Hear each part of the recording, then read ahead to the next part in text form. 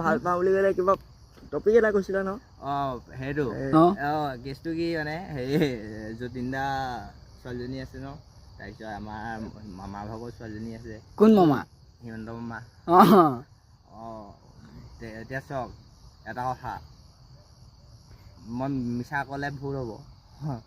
হেৰি চাওক, মই সেই দুজনী ছোৱালীক মই যদি ইচ্ছা কৰোঁ পটাওঁ বুলি ক'লে মই 3 মিনিটৰ ভিতৰত পটাই ল'ম, জাষ্ট 3 মিনিট।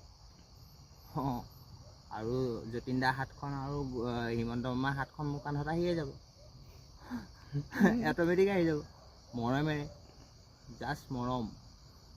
আৰু মই পটাম বুলি ক'লে সেইটো পটোৱা কথা কোৱা নাই, তোমালোকক পটাই টাইম পাছ নকৰোঁ, মোৰ ইমান বেয়া দিন হোৱা নাই।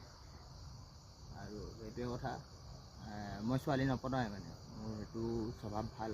মোৰ ছোৱালী পটোৱা স্বভাৱটো নাই মানে, কিন্তু ছোৱালী মোৰ প্ৰতি নিজে পটি যায়। সেইকাৰণে মই ছোৱালীৰ পৰা দূৰত থাকোঁ। সঁচা কথা, এইটো মই বেয়া পোৱাই লাভ নাই। মই ভাল চিনাকি দি দিম।